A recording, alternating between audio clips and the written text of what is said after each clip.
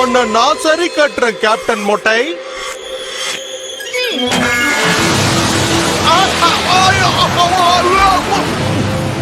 மண்டையே இல்லாதவள மொட்டைய பத்தி பேசக்கூடாது. இது வேலைக்காகாதது.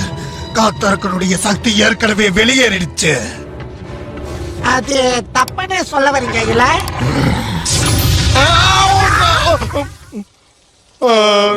திருவண்ணாமலை ஜோதியை இங்க காட்டினதுக்கு ரொம்ப தேங்க்ஸ். நான் தேடிக்கிட்டு இருக்கிறது உண்மையான வீரர்களை. நம்மளை சுத்திதான் உதவாக்கறங்க இருக்காங்கன்னு நினைச்சா உலகத்துல பல பேர் அப்படிதான் இருக்காங்க. இதுல பயப்படுறதுக்கு ஒண்ணுமே இல்ல சார். இது ரொம்ப பாதுகாப்பானது.